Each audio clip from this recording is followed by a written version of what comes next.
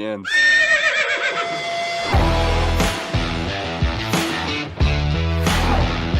God bless Bo NIx. That's sacrifice. He's grabbed and he's going to be sacked.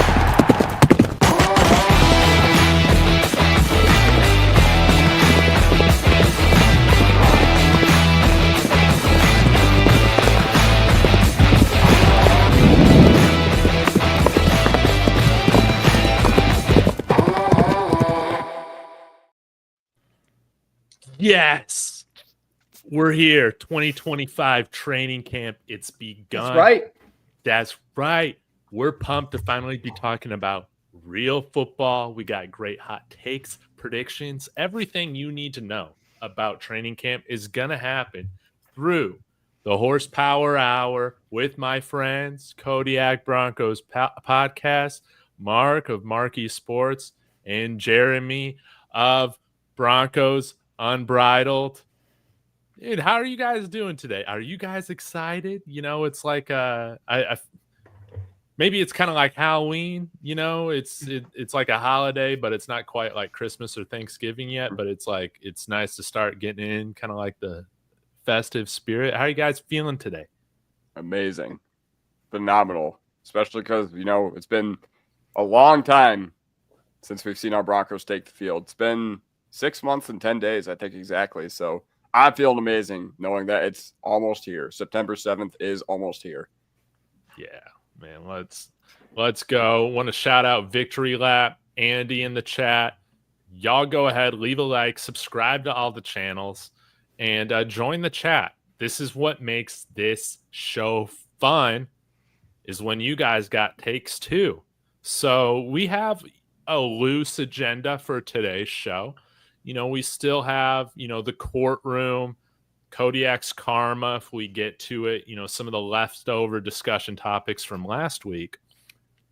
But really, I think what we're going to do is we got some other questions and discussion topics regarding training camp that we're going to talk about. We're going to talk about, possible training camp darlings, surprise cuts, roster predictions, who's got the most to prove.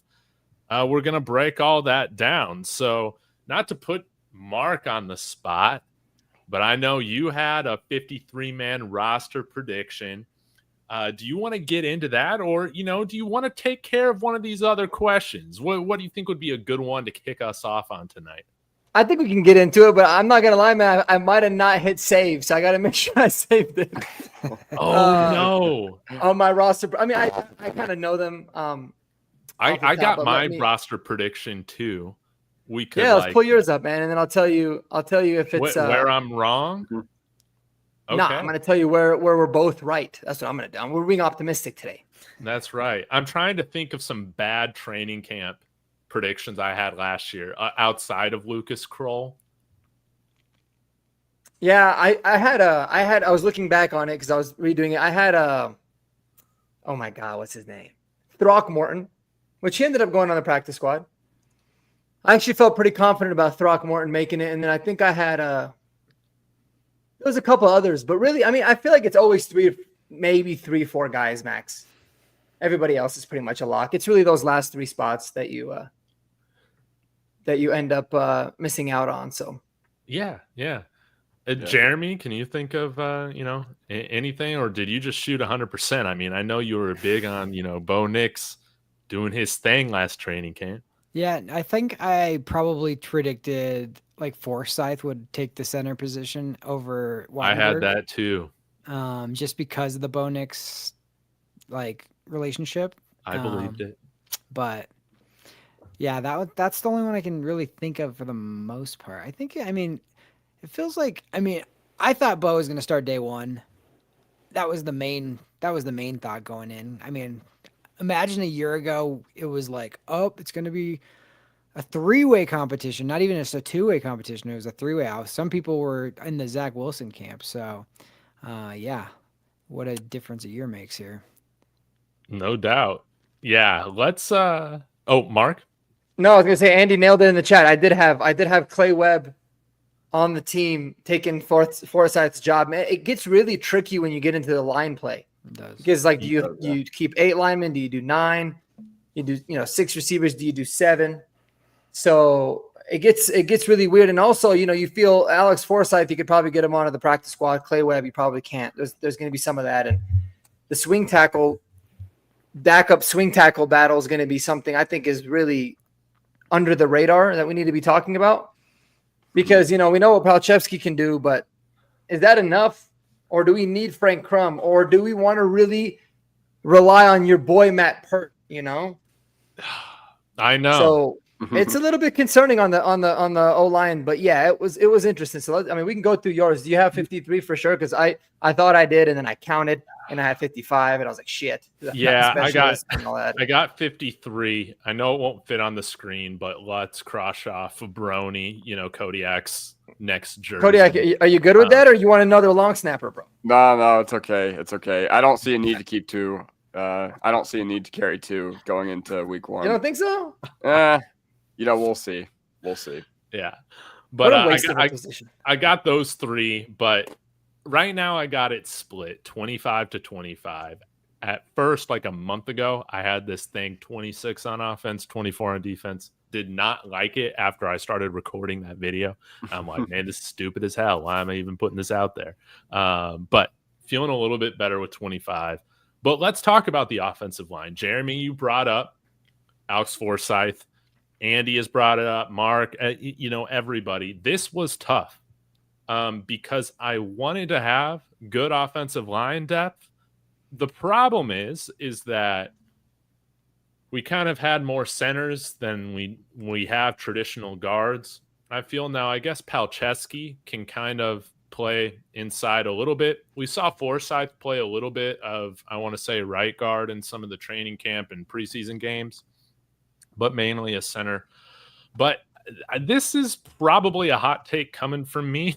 But some notable cuts. Matt Pert, cut. Frank Crum. I'm just betting on the fact that a year of coaching is going to have him looking like an NFL player this year, not just an NFL level athlete, but an NFL level player. Palchevsky, McGlinchey, Bowles, Miners, Powers, and then Clay Webb being that backup center guard if we need to from Luke Wattenberg. And then also making it Xavier Truss. He's like the only traditional guard that we have, I think, outside of Throckmorton that's kind of notable on the roster that I can think of right now. But in terms of, like make it or break it, the offensive line has a lot of guys who there's a lot of names where people could be losing their jobs, man, because I don't really know who the rotation is going to be after the first string. We'll kind of go through a little bit. Kodiak, what are your thoughts on this? Where would you change it? Who do you think's got the most to prove in the offensive line? We kind of work from there. Okay, so first of all, I think as far as if you're looking at the backups, I think the only guy who I can say with 100% confidence behind the starting 5 who will be on this team is Palchevsky, because we saw him fill in really well for McGlinchey last year. But yeah, I don't know. As far as who has the most to prove, I think about the guys that you had not making the roster, like Forsyth. I think, last year he had the inside track to the starting center position, vouching for Bo Nix being his starting center at Oregon. And then, he gets pancaked and then loses the favor of the coaching staff and the fan base. But outside of that, I mean, I was really big on Xavier Truss. Like when I was watching Q Robinson, I saw back-to-back plays where Xavier Truss just completely threw him on the ground. So that makes me a little excited. Like, obviously, I'm excited to see those guys compete. But no, I agree. I don't think Parrott played well enough last year. I mean, he played in a really, really limited sample against the Chargers in the regular season, but I thought in the preseason he was absolutely awful. I think that can be Crum's spot. I don't know. As far as, next year is a really interesting year for our offensive line because, when you look at the 2026 deals for Powers and McGlinchey, they're really not all that team friendly. And I think the Broncos can move off of them with limited, money or limited, I don't know how to put this, blowback, if you will. So, yeah, it's going to be interesting because, let's say Truss shows a lot this training camp. Let's say Palcho shows a lot this training camp. Could be really interesting to see what shakes up there. And also, Wattenberg is a free agent when after this season, right? Yeah, I think so. So, that's another interesting one to look at. But overall, feel really good about our starting five entering this year, but feels like Zach Strief is kind of just, building up that pipeline. We haven't really had a lot of resources to build this roster over the past 3-4 years. So, what do you do now? You bring in a lot of talented UDFAs and you just see what you can get and you see what can be developed. And there's a chance that within a couple of years, we're starting 2 or 3 UDFAs on this offensive line. Yeah. Big time. Jeremy, Yep. Thoughts on the O-line? Yeah, we got the solidified starting 5. How many? I was trying to think. How many do we normally keep? Is it 9? 9. We did 9 last Usually year. 9. I'm looking. Yeah. I was looking at last year's just now. Yeah. Okay. So if we got the starting 5, you're gonna have a backup center, whether that's Forsyth, probably Webb. They have Webb listed as guard, but that'll be He could play interesting both, to yeah. see. Yeah, he could play both. Paltro's definitely in. I think Peart's probably still in. Crum has the size, but man, he would have to come a long way from what last time we saw him. He on just the looks field. so bad. He was just really, really raw. So he's got the right frame for it, but it's just going to be interesting. I think we're going to know within the first week of being like, oh, this is going to be possible, or this is not another year to develop on the practice squad. Mm-hmm. So yeah, Oh. I mean, We also got Nick Gargiulo too. that's Rowan's true. bringing that up. Like, he could make. And he has a strong fantastic case. mustache. I was about to say, Yeah. him and Crotch are just battling in I camp mean, for sickest mustache. Yeah. The O-line group is going to be. It's going to be tricky. Sorry, continue, Yeah. Jeremy. My bad. No, you're good. You're good. That's it. I agree. I think those are the favorites. But you signed some UDFAs that are going to be like chomping at the bit, and I think Strief is like he's kind of underrated coach because he is one of those players that was kind of like the glue-ish kind of guy, and he knows when he sees it. It's not about hype. It's not about, he was kind of that kind of guy. So I think he's one of those coaches that really knows what he's looking for and will feel comfortable with certain guys. And it might not be the people that are talked the most about. Because a year ago, people weren't even talking about Palczewski. So it's going to be interesting. I mean, I think it's mainly the guy, like going off of what we know so far, I would still say it's Palcho, Pert. I have faith in Webb just because of his pedigree. Crum's total question mark. Truss has a good shot. Yeah, Gargiulo could very well have the inside track it because he can play guard and center too. Right. If Wattenberg goes down, what do we do? Because I know some people think that Quinn Miners could step over and play center too, but I just don't know. Do we ever see him taking snaps there? I was about to say, I feel like it's not as easy as people make it out to be because you have to actually know how to snap the ball. And I don't know if Miners knows how to do that. Not to say he can't, but our current starting center doesn't really know how to do that either. Yeah. Very true. But I center think, is you have to also call the line, the assignments out. So that's a big difference than just, hey, slide over and block the guy in front of you. So I don't like when they take somebody who's really good at a certain position and then, hey, come play a different position because we need to fill that hole. It's leave the good player in the right spot. That seems like just a recipe for success or a recipe for failure if you're trying to move somebody from where they're comfortable. Mm-hmm. Mm-hmm. Mark? It's always interesting too because there's always guys that you feel confident. For example, last year, Lil Jordan Humphrey he didn't make the 53, but they knew they can get him on practice squad. He ended up playing a lot, right? Same thing with the, Michael Burton, the fullback. There was a lot of guys like that. So in this situation, there might be a time where Gargiulo, for example, is a perfect example that last year it was probably going to be hard to get him onto the, did he make the 53 or was he on the practice squad? He was on practice squad all year. He's on practice squad. So they were able to sneak him through. So why wouldn't they feel like they could sneak him through again, right? Crum last year, they didn't feel like they could. They might be able to, this season. Another example of that would be like, Alex Forsyth versus Clay Webb. Alex Forsyth might be better by the end of camp, but they know that they'll lose out on Webb. They can put Forsyth on practice squad and then elevate him. And if there's ever an injury, he can play game days. Throckmorton is still on the team. They could utilize him as a practice squad guy that they can always elevate. So they get really like, kind of creative with those kinds of things. I think me and you almost had the same. There was a few differences. Like I didn't have Truss making it. That's a really good call. I'd be pretty surprised if he doesn't. I do have. Let me see your edge group. Oh yeah. Well, this was a thing that really screwed it up because I guess we can talk about the front seven a little bit because I ideally would have liked to keep 10 offensive linemen, not 9. But when we got a fifth edge in Q Robinson, and then I think Johnny Walker's making the team too. Wow. Okay, that's a hot take. You got Johnny Walker making it, so you got us having 6 edges. I have us have a 6 edges, but I don't. Yeah, I do, and it's kind of. But I don't have 5 linebackers. And that's where it gets a little bit crazy, right? Because like we had 2 guys on practice squad last year. I think you could probably pull that off again. I don't think Singleton's making the team. I had Bailey, Greenlaw, Sanders, and Sternad. And then I think I ended up taking off Lavelle even because of how you can manipulate it. But yeah, I had 6 edges with Johnny Walker.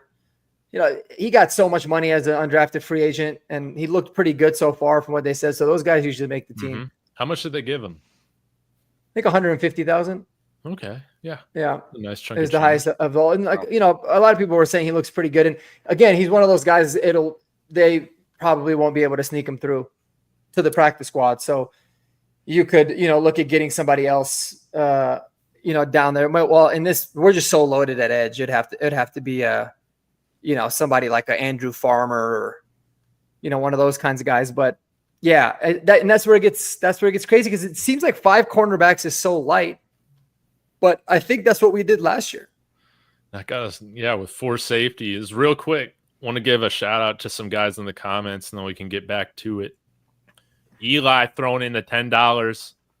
He's saying it's football time. What's up, everyone? Or what's everyone watching for training camp? Shout out Horsepower Hour. Thank you, Eli, my man, for supporting the show. Did Eli beat you at golf last week? Good question. Hell no. It's what everybody wants to know. No, let me pull up the scorecard. Sorry about this, Eli. Man. I'll tell you why I love playing with Eli. He recently got into it. Doesn't really take it like overly serious. But what's cool about him is like he'll have terrible shots, but he's just always happy to be out. He's like, bro, it's a Wednesday morning, no big deal. Whereas me, my whole day's ruined. So shout out to Eli for that. I'll load up the scores here. It was we were both really shitty. It was like Drew Lock and Teddy Bridgewater type of thing. We both sucked. I just happened to suck a little bit less on that day. So were you Teddy or were you Drew? I happened to be Teddy, but okay. Yeah, it still wasn't all that good. But yeah, I'll pull it up here. It was last Wednesday. We're playing tomorrow too. I don't think Eli's going to be able to make it tomorrow, but yeah, we're Wednesday's usually golf day. So, anyways, enough about me. Now I'll get to a few more of these. Douglas Wall saying this should definitely be revisited halfway through camp. Yep. That's why you tune into future Horsepower Hours. Are any of you guys going to training camp? I am a little far away right now, but come on, dude. Yeah, did any of you guys secure tickets? No. Nope. I waited in Ticketmaster's awful queue. I really wanted the joint practice, but I didn't get that. So anybody who's out there, I'm willing to pay a little bit to go just in case anybody's out there with an extra ticket to that. Wow. So I got it here, guys. Hold on real quick, just because I know you guys care so much. I do. Also, Broncos, credential me. Yes. Credential. Yeah. Embrace digital media. Embrace somebody with 800 YouTube subscribers and 450 TikTok followers. I guarantee you would have the funniest questions, though, dude. Oh, I would easily. I'd ask some real questions. Like some of these other questions, like nothing against the other reporters they all do a great job in Broncos country, but man, I'd ask the questions people really want to know about. I'd be like, Yeah. Clay Webb, what were you doing your sophomore year of high school with that Powerade bottle? Besides should- semen, what's your favorite Powerade flavor? And just hold it. You should be like, all right, my name's Alex. First time, last time I'm going to be here. I have a good question for you. Oh man. Sean That was- Payton, why'd you lie to us about the Marvin Mims usage for a year and a half? Oh, No shit. pain. Did you listen to Marquee Sports Denver in the middle of last season, and then you started to actually utilize him? Nate Adkins, what's your favorite flavor of vape besides root beer? That would be the goat. There you Because he'd be go. like, God damn. You really dive deep here. Yeah. How'd you know? You know?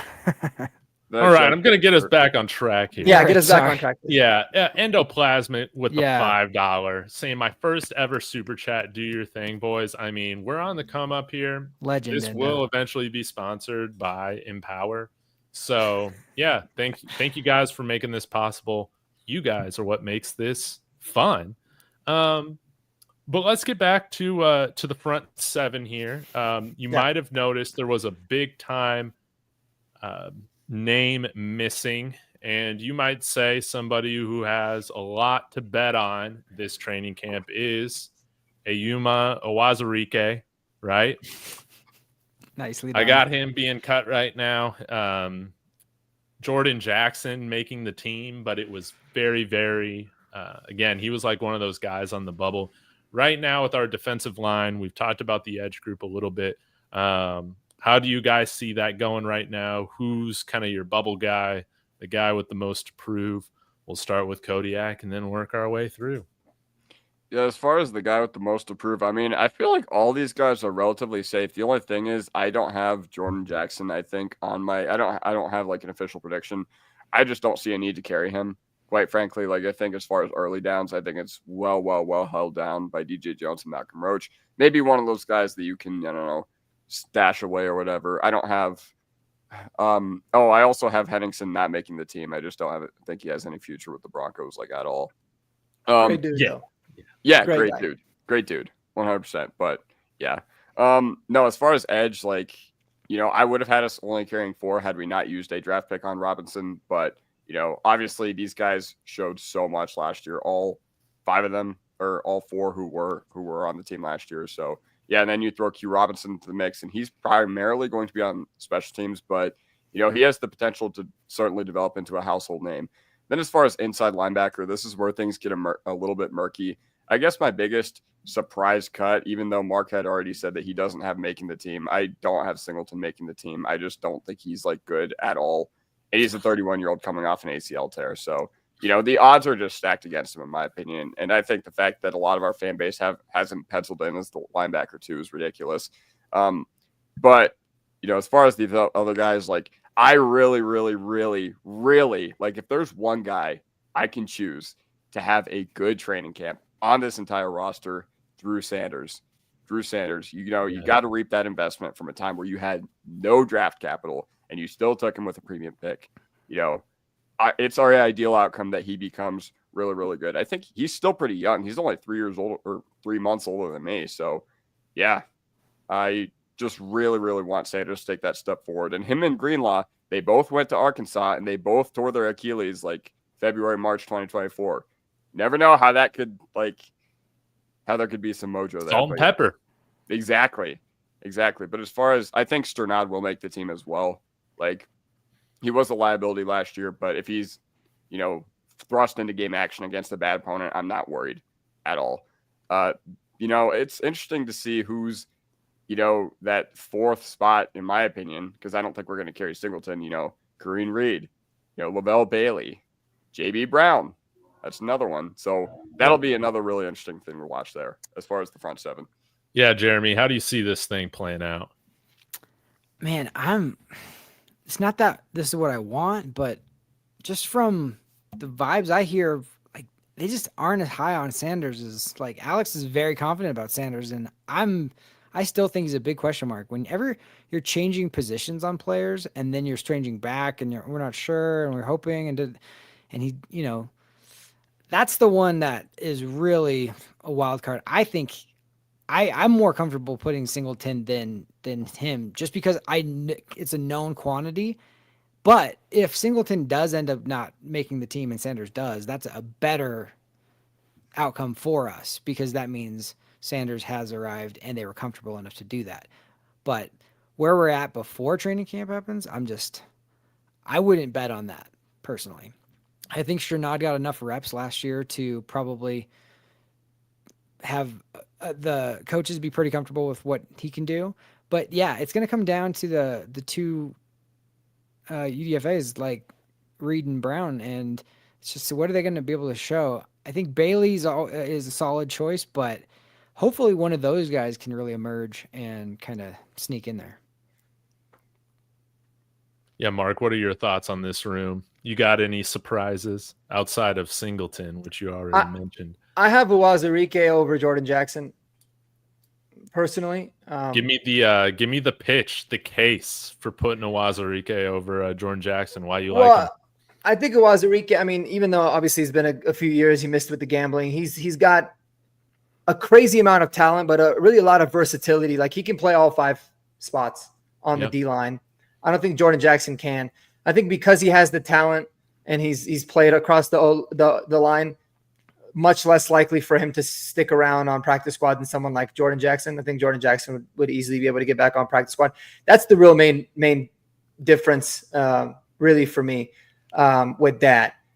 I think the linebacker room is going to be fascinating. I mean, like Andy said, no Kareem Reed. I was, he was someone that I was looking at with JB Brown until Kodiak mentioned him too. I think dude, here's what's really crazy. I think in that room, aside from Singleton obviously being a potential guy that cannot make it, there's a really high chance Justin Sternad cannot make it too, because yes, he is a special teams beast, but we did also get Sam Franklin and we also got, what's his name? Sherfield. So it doesn't, if Lavelle Bailey starts playing really well on special teams or Kareem Reed or JB Brown look like they can ball out on special teams, I think Justin Sternad will be gone for sure. So that's a big possibility, but the linebacker room is going to be a fascinating one.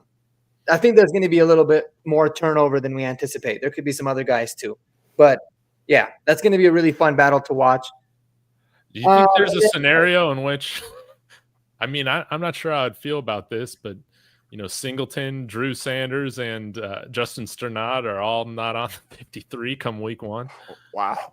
I think so. I mean, I wouldn't be shocked. And here's the thing too, you guys have to realize, I think we're going to be playing a lot more defensive packages where we might have just one linebacker on the field. We might just have Dre Greenlaw because Hufanga gives you that versatility to be able to play in the box. You could bring in another DB. Sam Franklin is a big dude that can, kind of play all over there as well.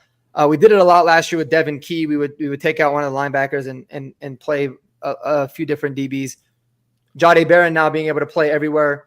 Yep. You could put PJ Locke in the back and you could put Hufanga in the box. There's just a lot more tools there. So maybe we don't care to be that deep at linebacker or I guess top heavy at linebacker and more just like deep. So Kodiak, did you have a thought? I do have, I guess, a response to this. So Justin Sternad was awful in coverage. I remember that Chargers game when he left the backup tight end. Yes, he was awful against the Chargers. He was awful against the good teams. But listen, he was never supposed to be in that position last year. He was just forced into it by the Singleton injury and the limited depth. And the last pitch I will make for Sanders, I guess, is worst case scenario, he's a really good special teamer. And obviously using an early 3rd round pick on a premier special teamer is not good, at all. But they clearly like him. They brought him back for a reason really, really soon last year. So maybe he's impressing them, with whatever. Maybe he's impressing them with the playbook. Maybe he's impressing them, in meetings or whatever. But yeah, that's the last pitch I will make. And with Singleton, the last thing I will say is we did not need him last year to play at a high level on defense. So I just think he's the odd man out. Jeremy, were you going to say something? Yeah, I was just going to say, what makes you think they really like him? Because, last year he tore his Achilles. And then when was he activated? Late November, early December? Week 14? Yeah. Something like that? Yeah. And that's way earlier than he should have been. Yeah, really soon. And it was obviously sooner than he should have been. And he didn't get that many snaps on the defensive side of the ball. But the one he did, or the first one he did that I remember was when he sacked Justin Herbert. Remember? Yeah. But yeah, overall, once again, they took him with a premier pick, and yeah, that's just how I feel about it. I have the same vibes. That there's really nothing else besides that. I don't think they've like necessarily glowed about him or said anything. I just feel like they really like Drew Sanders. Mhm. Okay. But Because we'll see. I don't know. I think that one I'm not sure. I think he's also one of those guys. Like, didn't we trade up to go get him as well? Yep. I think don't so. No, I don't. No, I think I can't think remember. I know But he we was like traded the up for- first guy we picked. I know we traded up for Mims. Okay, maybe I'm late thinking second of round, Mims. And then Yeah. I know we traded Never up for mind Moss then. too. I think Sanders was one we took with like one of our actual base picks. Third check. Yeah, Okay. I think that's right. Then I'm not gonna say they'll give him extra patience. Yeah, maybe I'm thinking of Riley Moss. Respect my codes. Mhm. Go follow Respect My Codes on X and TikTok. He's got a TikTok. Followed me back. Oh yeah, Thank I you. gotta check that Yeah, out. Yeah. It's awesome. Is it Now- I'm not Co- much of a like, TikTok wait, guy, let's but get to the bottom of this. Is it Coes or is it Cause?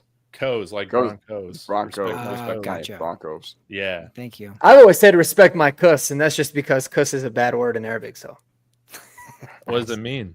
it means pussy. So respect my pussy. Yeah, it's pretty awesome. I know Eli's probably laughing right now if he's listening. But I always call him respect my cuss. But I know it was Co's. Yeah. Man, I love But that. there you go. It's an awesome because basically saying respect my pussy, which is fantastic. Yeah, that's beautiful. I'm gonna get kicked off of YouTube now. Yeah, Now- and scene. I did have 5 linebackers on this thing, but it really came down to, do I want to carry a 5th linebacker or do I want to carry a 5th safety, in being JL Skinner? I was going to have as that guy, but I ended up keeping Bailey / Sternad and then getting rid of Skinner because I'm like, man, we got Sam Franklin if he's going to be that special teams DB as well. But curious what you guys think about the secondary. Another notable name missing, also launching his rap career, as we have talked about, is Damari Mathis. Maybe we could trade him for a 7th round pick or something like we did Alberto, but yeah, I don't know. We'll start not with Kodiak this time. We'll start with Mark and work our way over. What are your thoughts in the secondary? Where am I right, wrong? Guys with a lot to prove. It's hard, man. I think you nailed a lot of it. I think the safeties you got down. I think corners, I agree with. I wouldn't be surprised if they went with 6 corners, but then again, it's like I don't know where they would cut. You know? So I think they did 5 last year. Here's my thing. I feel like, and I might be the only one that feels that, I think the Broncos they could trade 2 or 3 guys, depending on how this camp goes. I mean, you can make the argument that you could trade Singleton. You can make the argument that you could trade PJ Locke. I wouldn't trade PJ Locke. I love the depth. You had mentioned Damari Mathis. You know, I think that you could look at. I think there's a lot of guys on this team where you're like, man, if we're deep, or we don't want to lose a certain guy, it might make sense to move somebody. Who knows? I was thinking about this the other day, and I actually wanted to get your thoughts. I'm glad I thought about this. And if it's going to go off track, we can then come back to it. But the Lions just had that Levi on Wuzurike, basically the other Uwazurike. Yeah. Awful. He tore his ACL. They have like the worst training staff. They have to. And so I was thinking, I was like, man, if John Franklin Myers and the Broncos aren't going to get close to a deal, would they pay a premium for it? I mean, that was a trade. I was like, I wouldn't be surprised. Again, not necessarily the biggest proponent of that. I don't think we should really trade a lot of guys, but it would not surprise me if some of these guys got shopped. We did it last year with Tim Patrick. You never know. Somebody like John Franklin Myers could make a lot of sense, especially if Savion Jones just balls out, I was about to say the same thing with Really Jonathan risky. Myers. It's really risky. I totally could see him getting traded. But yeah, exactly. Like I said, I wouldn't do it, but No way. I can see a situation, man. Like, let's say they come at you and they say, we'll give you a 3rd for him. They might be like, all right. Yeah, everybody is always like, hey, let's just trade Damari Mathis. Hey, let's just trade. It's like, is anybody even going to trade trade for Patrick. him? Yeah, we could even trade Tim Patrick. Well, Tim Right. Patrick did have some money associated with him, though. But yeah, And we so- wanted to do Yeah, him he was right. coming off on those injuries, whatnot, right? Yeah, you have to be a pretty legitimate, like, it's everybody's trying to get less players right now almost than add players unless they're super desperate. Jaquan McMillan is another guy I was thinking of. Yeah, I love wouldn't- Jaquan. I wouldn't trade him, but I wouldn't either, but I like wouldn't I either, could yeah. totally see a I could- situation, man. If Barron is just a clear slot guy, or they could use Moss in the slot and Barron outside. And let's Chris say Abrams drain, we know can Abrams- play both. Yeah, Abrams Drain shows up, and then all of a sudden, like, he doesn't see a place for himself on the team, and maybe request one quietly or something. Like, Or maybe they love, I don't know, one of these other corners. We have like a million corners on our team. I could see us trading a running back too. Totally. So there's a lot of that, and that's a good problem to have in a way because it means you're deep. But I think overall the secondary, I think you nailed it. There could be some moving pieces, but I think those are going to be the nine guys mainly. Yeah, that I would have as well. Devin Key off this roster, and Damari sure. Mathis. So Lock and Key gone. Yeah. What? No, not Lock. Not Lock. I know, but I was just saying, like the What? duo of Lock and Key. Oh yeah, it's got to go. It's got to go. We got to throw away the key. Yep. So. Which is good. Maybe we'll just have a lock now. You know, you don't That's have to have a perfect key. headline. Yeah, locked down. But let's go ahead and get to some of the skill position stuff. This was a little tough as well. Yes, Sam Ellinger, he's the guy you can hide away on practice squad. So we'll have 3 guys. Jarrett Stidham. I got 4 running backs. Blake Watson is that guy, that odd man out, but I could definitely see him taking Jaleel McLaughlin's spot if he's as good as I hope he is. But right now, I guess I don't believe in him that much. Sherfield, we keep 6 wide receivers, only 3 tight ends, but also we got Atkins who functions as our fullback. So notable cuts that I have here. The great A.T. Perry, Lucas Kroll, Blake Watson, and whoever that other H-back is that I always forget, along with Caden Prieskorn, but the other guy that Burton. Yeah, we can hide him away. So this time we'll start with Jeremy. Give me your thoughts right now on these skill positions. Yeah, Harvey and Dobbins are locks. I have no idea how it's going to shake out after that. I kind of think they like Bidet, but it's hard to picture it without McLaughlin. It's hard to picture it without Estime. So I think we'd be in better shape with Estime than probably McLaughlin personally. I think Bidet is easier to slide on the practice squad than McLaughlin, but that's where that trade could come in. And I could see them only keeping 3 on the 53 for that. And Watson is kind of jack of all trades, but he's always like the forgotten guy. So, hey, Jeremy, I'm curious if it was up to you, you were making the decisions on the running back room. Well, how would you have it? I mean, without seeing him, the way I'd want it to go. Here's the way I'd want it to go: Harvey, Dobbins, Estime, Bidet on the practice squad, and McLaughlin trading him for something. That's just cutting him, or just I mean, if you could get McLaughlin on the practice squad somehow, I mean, that would be fine to keep him over. I think we very well could, to be honest, man. Maybe I'm just that low on McLaughlin, but I think he's a kind of a one-trick pony. So I don't. I don't get it. I love the dude and I love the story. I just don't think he's very good, man. And like we've seen enough of it. He regressed from the year before last, so. That's the one I would want Estime to step up. I just like the fact how young he is. I think as long as the ball or the ball control, he doesn't lose the football. I would rather have him. I think we need more power than Harvey. Who did we lose? We lost Javonte. Javonte was power without any more wiggle, right? And we replaced him with hardly any power left. We replaced him with Harvey, who's all like shaken, like wiggle with a little bit of power. So therefore, I would get rid of one of the shake guys and keep more of the power guys. So I would rather stick with Estime over McLaughlin. And then I do still think Bidet, they like him and they're going to keep him. Like the fact that they had him come back and tried to play. I mean, he didn't play any snaps, but they brought him back after that injury. That shows you they really liked him. So, Kodiak, what's your running back room? You're Sean Payton. How are you running this thing?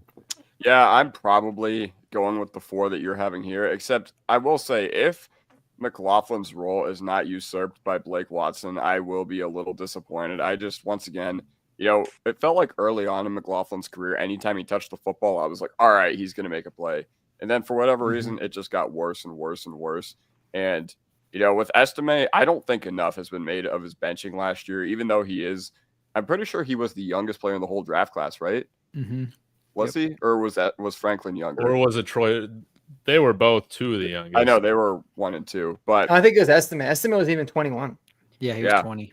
Yeah, that's crazy. So I think that was a message, the playoff game was a message to him saying, hey, you got to have a successful offseason, Tino, whatever. And I think the ball security did work itself out towards the end of the year, but McLaughlin and Estime were parts of the problem last year that we had with our run game. So I don't know. I just don't want to, it's a little murky there. Maybe Estime has a little bit more trade value because he is, Jaleel was a UDFA for a reason with I think the most carries ever in college football, right?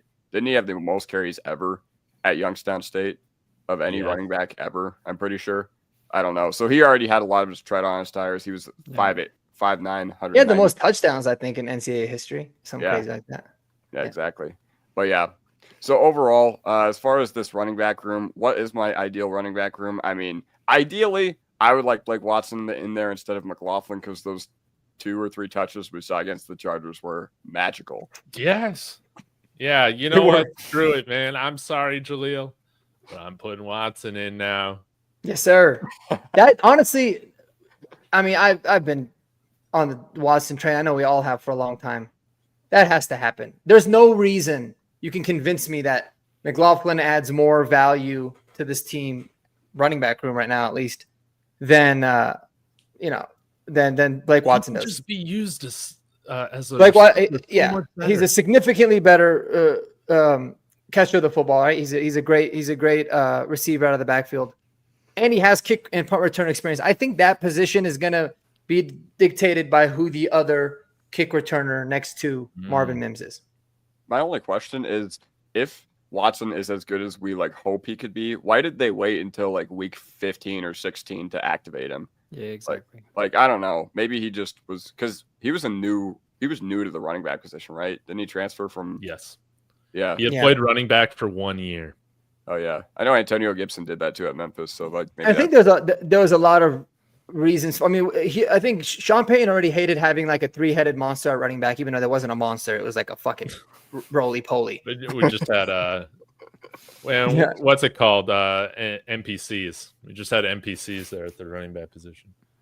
Yeah, it was bad. But then also, the fact that you only get a certain amount of elevations, with guys or activation. We elevated a lot of dudes from practice squad last year consistently. And so, you have to kind of have some game day inactives, and it kind of just worked out at running back because not like any of them are playing special teams. But it's a good question. It's a really good question. It could be a pass pro thing. It could be understanding, but I think Blake Watson is going to make some noise, and people don't realize he's not a small running back either. He's a pretty big dude. I just still think they like Bidet better than Watson or probably McLaughlin. So. I think they do. Yeah. I just think are you really worried about losing him if you cut him? That's Bidet? the question. Yeah. No, absolutely not. Yeah. They could have picked him up. Another team could have picked him up the last 2-3 years. Yeah. That's my thing is I think it might be where Watson makes the team again or Estime makes the team, but Estime is always inactive. And if they, maybe they'll elevate Tyler Bidet, but I'm not. Yeah. One sign that I want to mention that I'm holding on to hope with Audric Estime is that nobody really thought of anything about Kyron Williams after his first year with the Rams, right? Another Notre Dame guy kind of fell in the draft. And now, Kyron Williams is freaking awesome. So stud. Maybe we just needed to wait 1 year for Audric Estime for things to click. And I don't know. Let's transition a little bit to wide receivers, tight ends, and fullback. Mark, or Jeremy, we haven't led with you yet, but you're putting together this roster. What are you changing? How do you feel about having 3 tight ends and an H-back on the roster? Is Trent Sherfield an actual lock for this roster? I mean, can't Pat Bryant play special teams too? What are your thoughts? Yeah, that's exactly what I was just thinking. Is I can't imagine a world without Vele, without Mims, without Bryant, especially. And I think Franklin's going to take a big step. So that's like where Sherfield is like, you know, I understand he's like an ace, special teams ace, but man, if those guys all look good, he's got to be sweating it a little bit. Tight ends, I think you pretty much, man, I don't know about Loner like making the 53. I think they might practice squad him for a while and then bring him up. It also depends if they move Atkins to be one of the tight ends. You have Burton there. If they love Burton, it just depends. Mm-hmm. But yeah, Sherfield is just the one that, you know, when we signed him, you go, oh, okay, well that's the Tremont Smith replacement, perfect. But then you look at all the wide receivers we have, and not only that, but let me pull this up real quick. Is my family being loud? Yeah, you have some UDFAs that have gotten some love. So, you know, you got the Jerjon Newtons and the Whites and the Davis. Then I always love like the Michael Bandys. He's always out there making plays. He's going to be one of those guys that literally every preseason game, he's going to look good and then he's going to get cut. Like it's just always happens. Perfect practice squad receiver. Yeah. Man, Exactly. who was that guy for Peyton Manning in 2015? Sunshine. Yeah. What was his real name? Jordan Taylor. Jordan Taylor. Jordan Taylor, yeah. Do you guys remember Vontarius Dora? He was like great every preseason. Then we just cut him at the end of the year. Dora the Explorer. I remember Dora.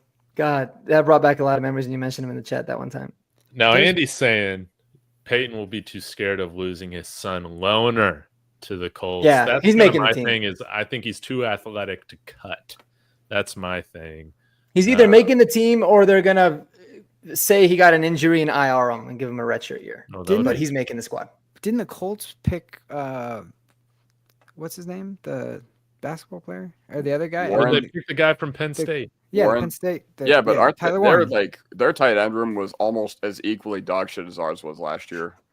Like they had But Mo wasn't Alley it filled Cox. with like a bunch of these like super athletic dudes? Well, yeah, they're a high RAS team always, but yeah, Jelani Woods, 10 relative athletic score, but just a waste of athleticism. Who else? Mo Alley Cox, Kylan Granson, yeah, all of them. Ogletree, right?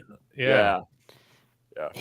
I'll say this: if Loner mosses somebody in the preseason, he'll make the team because they're scared to lose him. But if if we cut Loner, I swear to God, I'm rioting.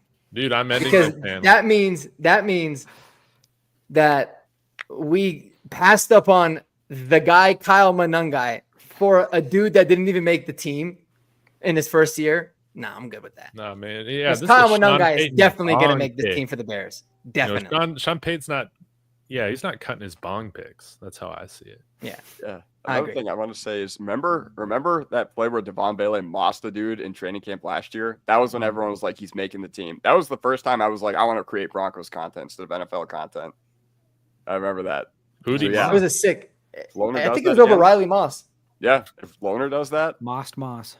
yeah, literally. Now, Andy is not a big Loner guy. He doesn't like how he runs his routes, but I don't care how he runs them.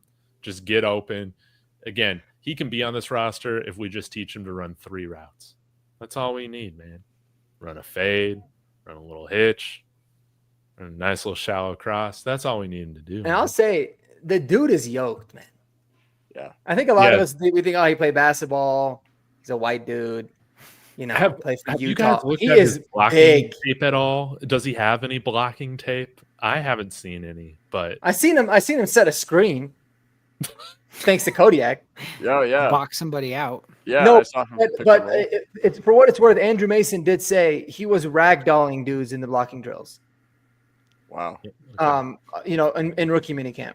For what it's worth. So he looks like a I mean, he's a hell of an athlete. He's going to be really fun to watch, bro. But Yeah, gonna be Andy's pretty saying interesting. most limited route tree I've ever seen, but my God, he can box out corners. That's That's it. insane, right? that's all. Honestly, that's all you got to do, bro. He's like a red zone, special weapon. So it's going to be interesting to see.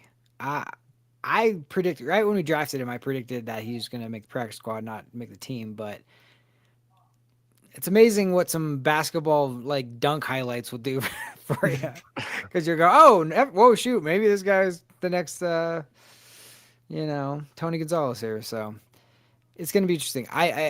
If he starts mossing people in training camp, especially if it's in a preseason game, they're going to be too scared to cut him. Yeah. And he's wearing 84. Yeah, I mean, I will say the one other thing about this tight end room, I still think it's too thin. Like I still think definitely.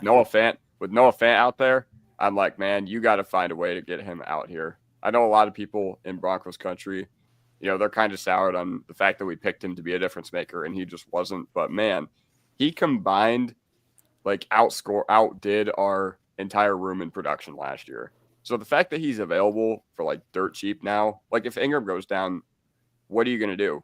You're not throwing Troutman out there in his role. You're not throwing Loner out there in his role. You're not throwing root beer vaping Adkins out there in his role.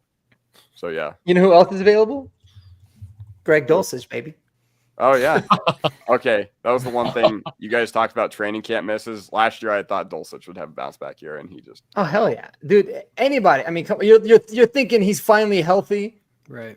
He's gonna bounce back, and he gets like 3 games. Yeah, that was crazy.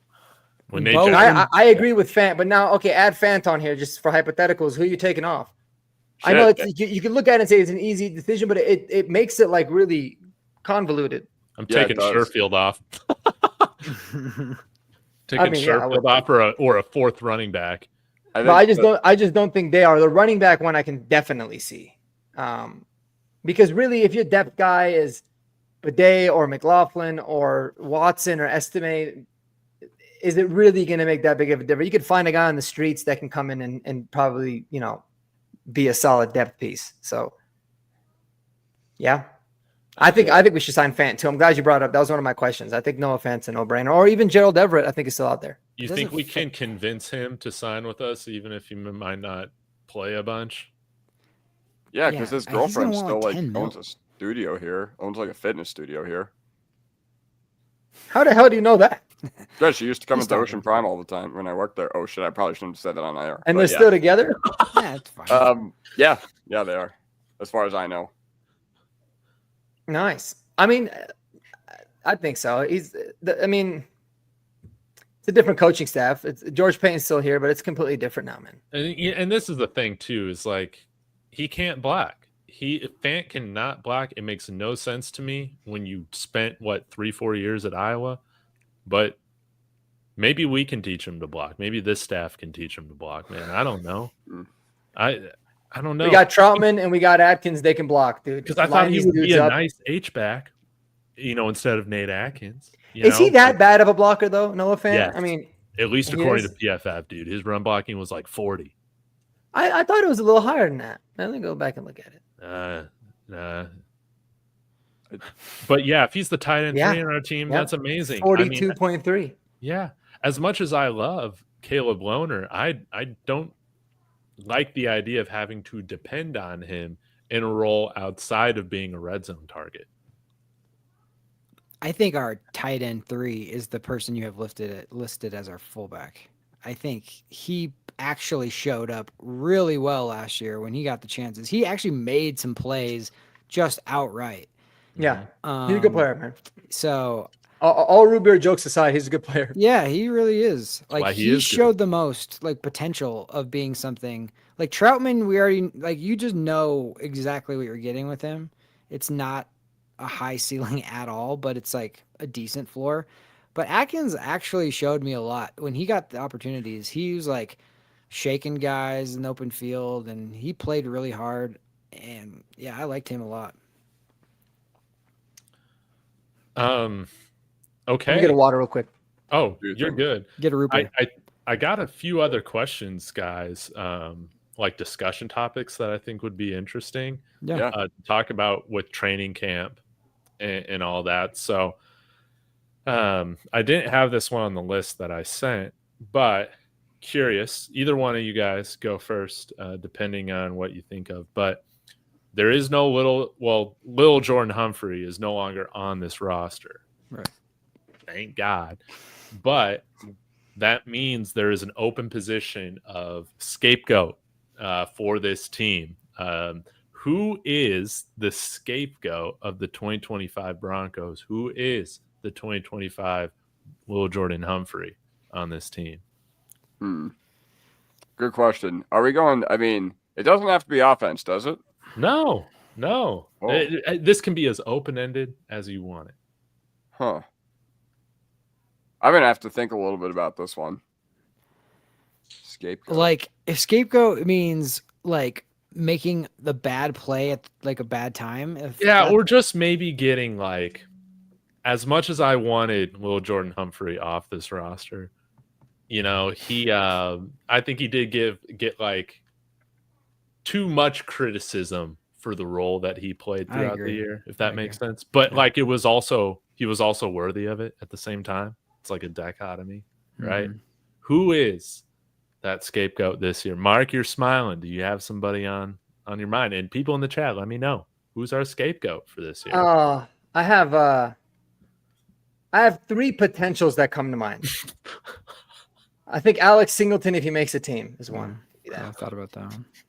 I think Adam Troutman. I swear to God, Adam Troutman could probably publicly cuss out Sean Payton, and he would get more playing time the following week. But then again, I understand why he's on this team. And then the third one is like a fear of mine. I really hope this doesn't happen, but I do have this really weird fear that like Troy Franklin is just gonna go out there, get a lot of opportunities, not look that good, and then hinder my boy Pat Bryant from really getting the opportunities. So that's a potential. And what made me think that is Troy Franklin posts this Jerry Judy like video on Instagram, and I hate that. Oh no, really? Oh, no. Yeah, he had the music and he's running routes against nobody, and I saw that. It's a very inspirational quote. I mean, I get it, but I feel like that shit never works ever. Yeah, but I'll say this. Like, as a person who watched Jerry Judy, I did not get the same vibes. Like Jerry Judy, like no, for sure. I didn't have to see Troy Franklin's like outfit. I saw him just running routes. You know what I mean? Like I didn't need to see what kind of like designer jeans he had on. Like, take it easy, Jerry. I hope so. I hope Victory Lap is right. And then he's taking mirror pictures, but then again, I keep reminding myself he's only 21, man. Like that's what people do in their 21s. They take photos of themselves in the mirror. I didn't. Fuck. I was only 21 3 years ago. Yeah, where you take a mirror. I can see you taking mirror selfies right now, bro. But, yeah, exactly. Yeah. The shot is of him actually in a mirror. Yeah. So those are my potentials, but I don't know. That's a good question. I'm curious what else you guys think. Well, the first guy that I was bringing up, if there's any sort of like sputter on offense, I think people are going to be like, Sean Payton has us playing with these condensed 21 personnel formations so much, and what good is Adam Troutman doing on the field? So I think Adam Troutman could be that guy this year, but my fear is that it's going to be Audric Estime. I will not be able to live with that. That would be pretty interesting. Going from like Doghouse to Lil Jordan Humphrey. Yeah. The thing with, I was going to say Estime, but I think he puts it on the ground one time and you're not going to see him again. So I don't think he has the potential to be the scapegoat. That's a good point. I feel like you can notice how nobody's bringing up Cortland Sutton. Thank God. No, for That's sure. what I'm talking about. The first time he drops a ball on like a third down where we would have got the first down, and like they would be like, this guy sucks. But then, dude, I went back, they posted like a 25-minute clip of like Bo NIx top, biggest plays. My dog disagrees. And yeah, take it easy. Dude, what's going on, man? But I watched that highlight tape and I'm like, Cortland Sutton's pretty good. Like he made a lot of good plays. Like he was mossing people. He was coming up with big catches. Now, he did have some drops, but we forget, like, he was all we had for the first half of the season. Like, it was Bo Nix and Cortland Sutton. So I'm going to take it easy on Cortland a little bit. Like, I think he's going to have a lot more help this year, too. I think there was a lot of pressure on him. The ones that I'm most worried about, honestly, is, like, it's always a linebacker that everyone's like, this guy can't cover, this guy can't tackle. Is that going to be Sanders? Is that going to be Greenlaw coming off of the injury? I gotta hope not. Stranad, whoever that second linebacker is going to be the scapegoat, in my opinion. That's a great point, man. How many people are actually, like, other fans? I've talked about this before. Really like their starting inside linebackers, man. I think this is a problem that most teams have. Kodiak, sorry, man. Looking like I cut you off. What are you thinking? Oh no, you didn't cut me off at all. I was just gonna say, like, who have I told you guys? Like, I haven't, now that Jordan Humphrey's gone, I haven't talked anything about him. But who have I talked about a lot last year that I've said I was really unhappy with their play? PJ Locke, a guy who plays in the middle of the field, but even though he's a safety, Cody Barton and Justin Strnad. You know, I was most mad at them for last year, so I get what you're saying. Yeah. Yes. Yeah. Yeah. Maybe Justin Strnad is that guy. We'll have to see. Like, I understand, like, that's not his role. It's special teams, but when you're not like a 4th-year player, 5th-year player, whatever he is, there's a little bit more grace from me when it comes to that. You know, if you're going to be on the roster as a veteran, I want you to be able to play a real position. Yeah. As far as offense, though, like, I do have one that I just thought of. If any of you have watched Altitude Adjustment, you're going to know that this is one of their most hated. I don't want to say hated, but they were on this dude a lot last year. And the faults of the run game relied upon a lot of people's shoulders. And I think Sean Payton was at the forefront of it. And, you know, we didn't have resources to go out and get more running backs. But, man, you see what people are saying about Luke Wattenberg. Like, if our run game takes a little bit to get going again this year, like, I don't know. I didn't hear anything about Powers, and I honestly thought Powers was our worst run blocking lineman last year, like, to be completely honest. And, yeah, overall, a lot of people, Wattenberg was an easy target because when we did have Forsyth out there, we did run the ball better. But Wattenberg, since he was able to keep Bo so clean, like, I'm just like, whatever. I give him a pass, especially because center was a huge, huge question mark going into last year. And guess what? When you're like the second best pass blocking center in the league by pretty much any metric you look at, I could not be more happy with Wattenberg played, even if it meant, you know, some of the downsides. And I'm willing to bet that Harvey and Dobbins will improve the run game and that Wattenberg, while yes, still a liability in the run game, will be mitigated by the fact that we have upgrades at those positions as well, along with better middle of field weapons that'll keep the defenses more honest. I love that. If we replaced Wattenberg or traded him, it wouldn't bother me at all. Crazily enough, I think a lot of it too, though. You make a good point, Kodiak, but I think a lot of it, not just there was a running game better when Forsyth stepped in. There was some like clips that people put. I think I put it in one of my videos, but some people on Twitter, like a lot of different clips of Forsyth's run blocking, and he is nasty at run blocking. Yeah. But if he's not going to be very good in pass pro, where Wattenberg was very good, you always got to keep, you know, your franchise quarterback in mind there. But I certainly think that we could upgrade, but he was also he was like similar to Justin Strnad. Like, it was a very pleasant surprise, but that doesn't mean that we can't get better there. But I think it's just too late now almost. Yes. Yeah. I agree. Dreamweaver. Ridiculous. Oh, yes. Dreamweaver's in here saying, what's up, fellas? I'm a Sheets nerd. Love the setup tonight. Glad you like it. Taking a little bit different of a format. But, yeah, we'll get to this question here, Andy, very shortly. And, again, guys, I know we're a little over time, so let me know if and when you got to hop. But I'm chilling tonight. I'm chilling midnight if you want. There was one other question that I did want to ask you guys because I have an interesting answer for this. I hope you guys do. But super open-ended. This could be about, you know, a guy who impresses, a guy who doesn't, a guy who gets cut, a surprise cut, whatever. Do you have a training camp hot take that you want to stand on tonight that we will, you know, hold against you through the rest of training camp? Oh, It's a good one. That Yeah. it's not going to fully embarrass me. And I'm talking about hot. You know, I'll give you guys the life hot take. People are going to probably hate me for this, but I think Arrowhead water is the best bottled water. Oh, totally wrong. I know. I got the I know. flu I one. get it. I got get the it. Same flu thing one. with the pineapple on pizza. I get it. I have some weird ones. One time I got strep throat and I couldn't drink Arrowhead water again after that. oh, Really? nasty, dude. Yeah, literally just got it once. Then after that, I could never drink it again. I don't know. I liked it in high school. Then I got strep throat. I love and it, never man. liked it again. I love it. I'm Fuji all the way on that one. Fiji? Yeah, Fiji's Yeah. good. Yeah, I Fuji. love Fiji. Fiji, Fuji. Yeah. I'm I about said it. Fuji, but yeah, Fuji. The Fuji's. All right. I mean, I don't know. Do you guys have a hot take? You've got to have one, David. Kodiak. Oh, Okay. Kodiak's gone. I've Yeah. got one. Yeah. Now, listen, guys, the Broncos roster is finally deep.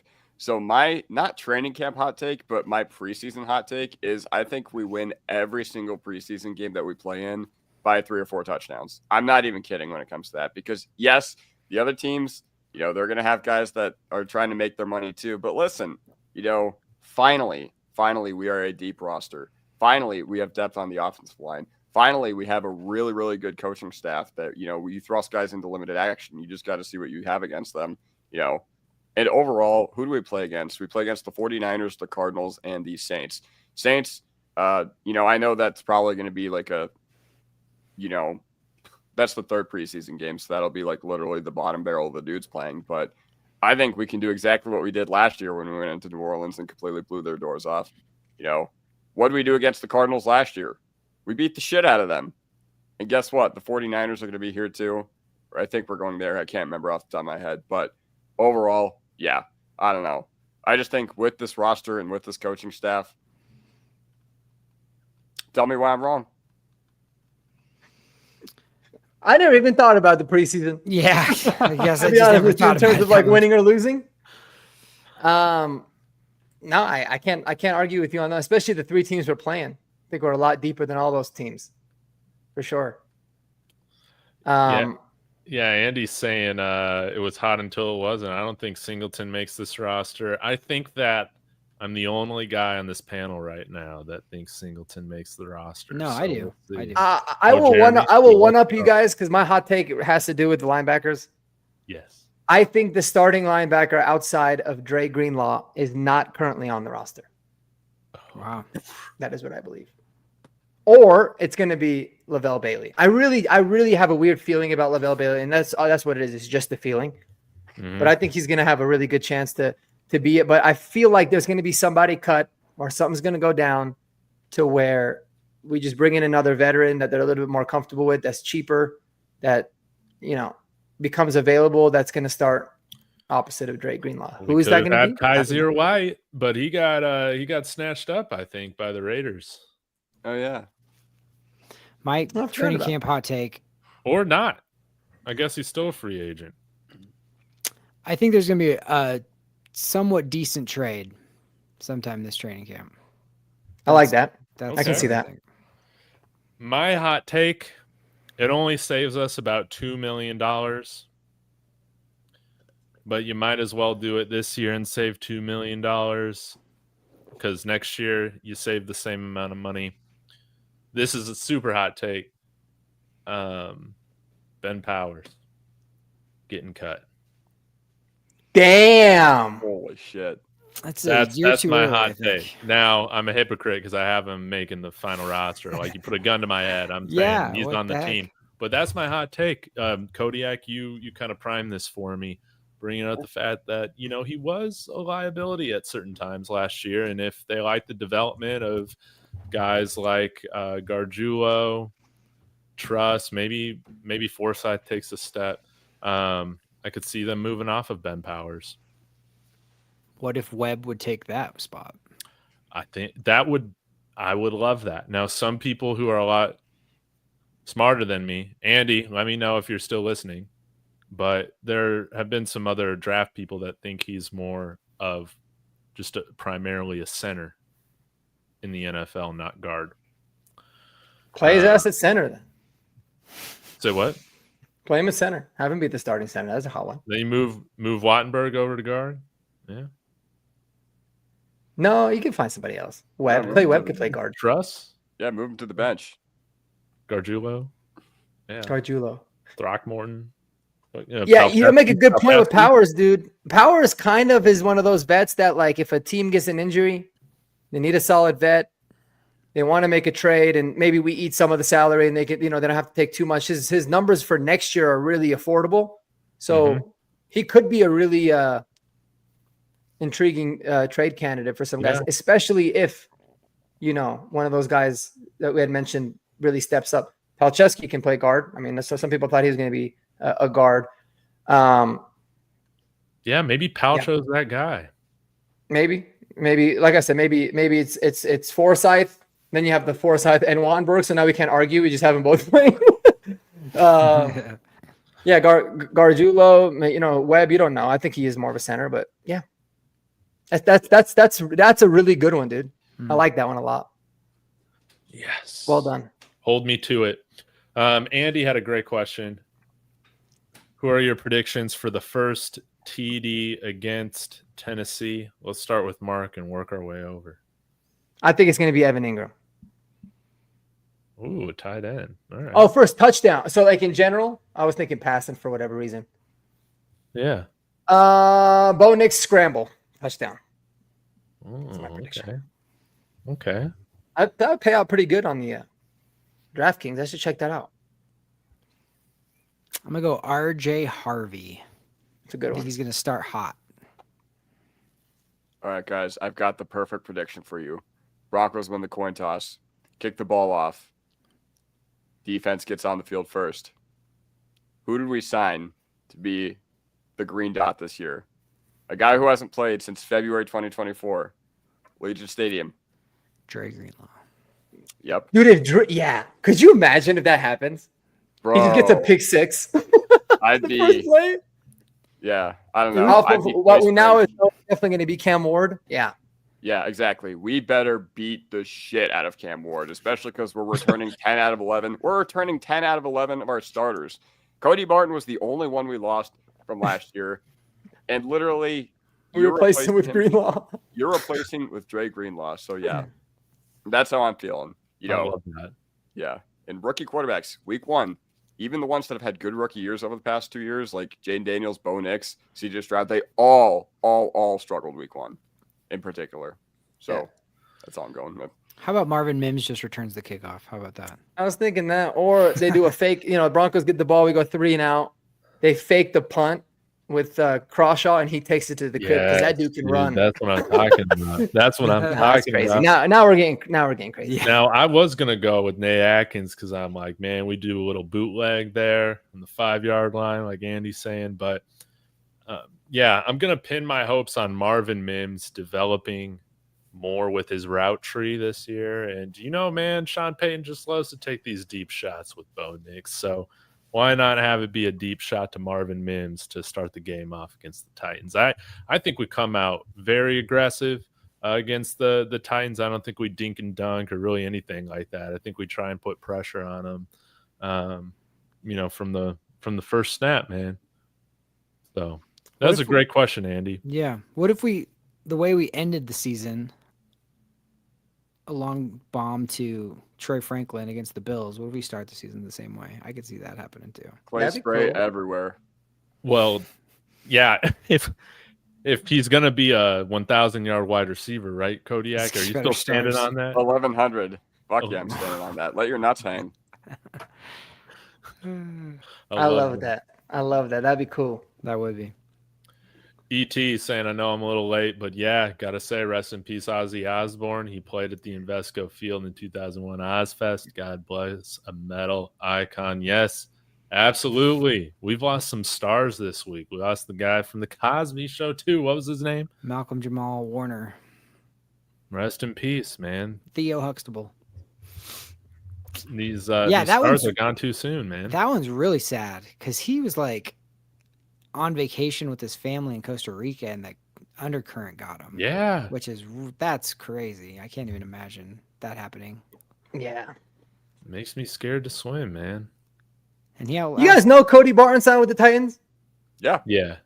Cody Barton return in week 1, dude. We better attack him. All right, RJ Harvey just Evan shaking Ingram, him out of his boots for the first time. Evan Ingram and RJ Harvey line them up on him all day. That should be easy cash. Y'all see Josie Jewell got cut? Mm-hmm. Yeah, poor guy, man. He still has concussion symptoms from a concussion he got last year. Yeah, he should retire, man. Damn. Throughout the entire, dude. If it's going throughout the whole offseason, That's wild. hang him up, bro. You made good money. That sucks. That's scary, dude. Yeah. I'm glad he got a payday, Totally. somewhat of a payday. No, Yeah. Big Oh, yeah, E's saying he pick did well 6, for him. Riley Moss. I like it. Dude, yeah. And where's Jade Barron playing on this defense? Is he gonna start at slot, outside? He's a joker, bro. He's the joker on D. Yeah. He is.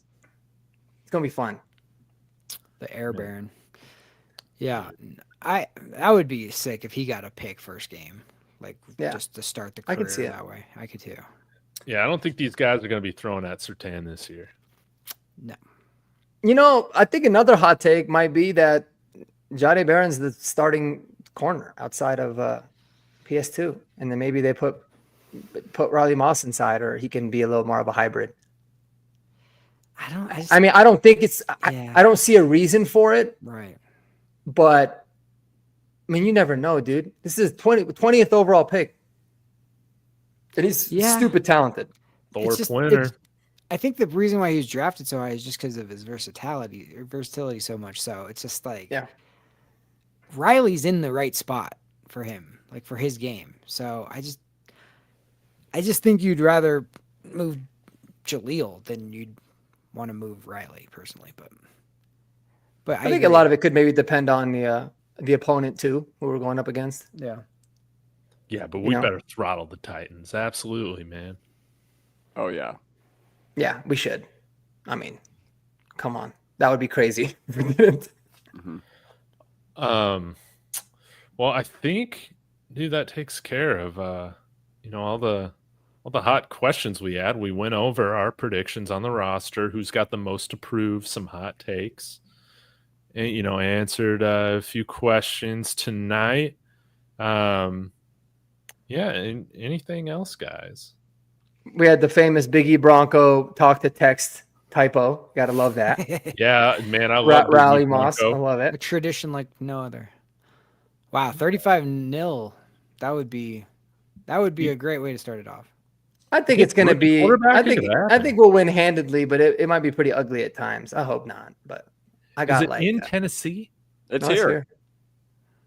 Oh, dude, remember how clunky our offense looked starting on the road in Seattle? I mean, Cam Ward, he's going to be feeling that same way, man. Like, yeah, if it's here, dude, I could totally see 35-0 happening.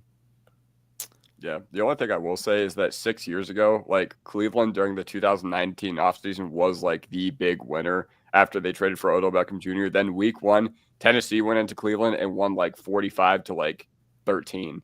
So there is, I don't know, there's no holdover from like anybody on those rosters still, but still. Got to be wary of that because the Titans, they are scrappy, but with the way Callahan managed Will Levis last year, who, by the way, hope he recovers well, season-ending injury if you guys didn't see. Yeah, overall, with the way that Callahan's offense was going last year and him, throwing his quarterback under the bus, I'm hoping that he is just not ready for the Mile High crowd week 1. I think it was a masterclass by him to tank to get the first pick without making it seem like he was tanking. Even though he still got very lucky because the Giants always seem to give it away. Somehow the Patriots win by starting their backup. I swear to God, if I was Robert Kraft, I would have cut that quarterback immediately. Like, you're really going to ball out like that, dude, and cost us the number 1 pick?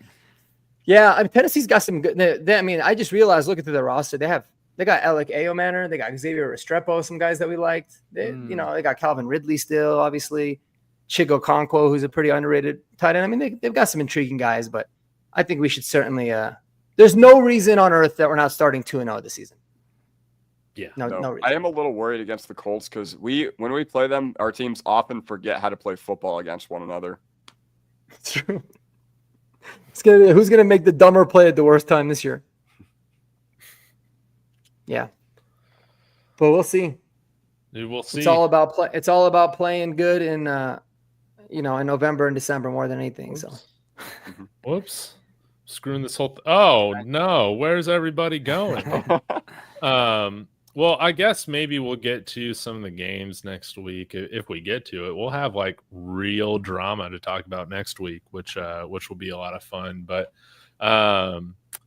guys, Jeremy, Mark, Kodiak, thank you so much for making this happen every week. It's so much fun. Thank you everybody in the comments. Rowan, Big E, Victory, Respect My Co's, Andy. I know I'm forgetting people, but Eli, Endoplasmic, thank you so much. Yes. Are you guys doing overtime? Are you guys doing overtime on your channels tonight, Kodiak? No, I don't want to put that on you if you are. I don't think so. No, I don't think so. I think I'm just chilling Dude. tonight, and I'm so excited for camp to start, dude. Like, I know. you start getting the reports, the news, the highlights. I love it. I love to try to read through the tea leaves. Did you see the Pat Bryant highlight that came out today?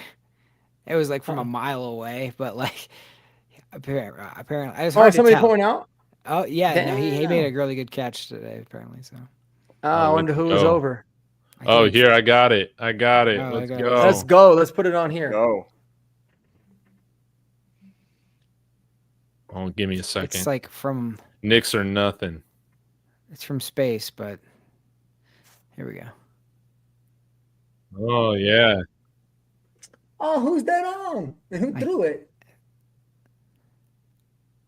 Bro, I'm telling y'all, man, Pat Bryant's going to be a problem. Do you guys think, I guess last thing, do you think we get any contracts done before official camp, like on Friday when the practices start? Or you think it goes into the preseason? Because I think PS2 signed, it wasn't really an issue or talked about much last year, but he signed right before the regular season. So do you guys think it gets dragged out, or do you think we get at least somebody done before camp? Oh, Denver Trav saying we got played. Yeah. I figured. Well, obviously that was because there's freaking people there. I was That's about to stupid. say, We're like, dumb. fans weren't there today. They didn't even practice there. I was so focused on the catch, I didn't even. Yeah, I know. Stupid. We did get played. That was probably the Bailey catch you were talking about. I think it was. Oh, Bailey. Hey, oh yeah. Well, thanks Denver Trav for keeping us up on to our date. toes. But yeah, guys, we'll be back next week to talk about all this. And subscribe to all the channels because I'm sure a lot of us will be doing updates on the daily. Yeah, again, thank you guys so much. And as always, go Broncos. Peace Go out. Broncos, baby. God